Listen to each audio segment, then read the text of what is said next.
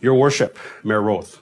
Well, let's just cut through the formalities. Wayne, I'm sorry I couldn't make it today and join you in person, but please know I'm thinking of you.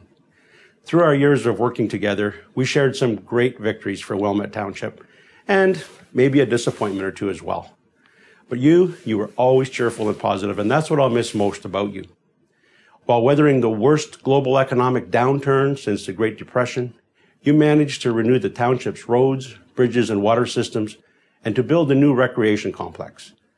Most importantly, you're leaving the township on a solid financial footing, and as a Wilmette taxpayer, I thank you for that. On a more personal level, Wayne, you may recall one of the first occasions where Wilmette called on my office for assistance. CN Rail had possession of a condemned building in New Hamburg, and they were ignoring your requests to address the hazard it posed. You may not be aware of the lasting impact that experience had on me, though. I was a rookie. I'd been in office for just a few weeks, and I don't even think I was settled into my constituency office yet. You asked me to visit the site and meet with one of the township's enforcement officers. And once I saw the site, I understood the hazard it posed, and I wrote a letter to a VP at CN Rail with whom I'd had previous contact. Do you remember that letter, Wayne? If Wayne's chuckling right now, it's because he does. The first draft my staff prepared for my signature didn't go far enough in expressing my anger at CN Rail. Neither did the second. But letter number 5 did. And ever since, when I asked for letter number 5 from my staff, they know that something has caught my attention, and not in a good way. And then, of course, there are the victories I was unable to share with you. At the annual Gingerbread House contest, for example. Seriously, Wayne, I've enjoyed our time working together. I've seen the faces of my staff in the constituency office light up when they answer the phone, and it's you calling. And that's all of them, Wayne. Carol, Linda, and David. Or as you refer to them, the good one, the mean one, and the other one. For a couple more weeks, you're still the mayor.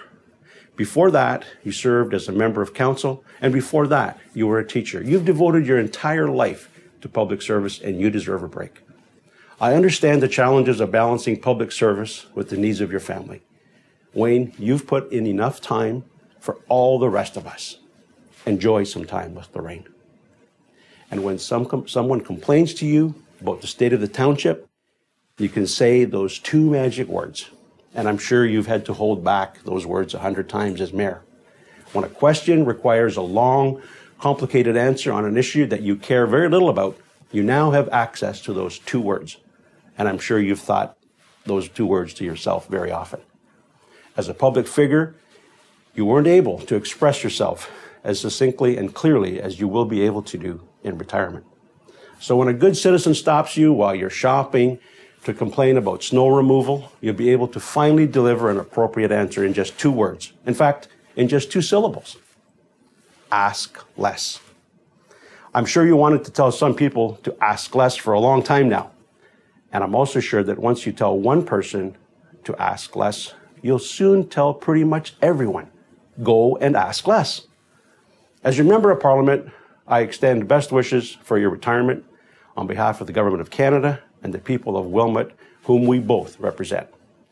Wayne, you and Lorraine are in my thoughts and prayers, and as your friend, I hope we'll stay in touch.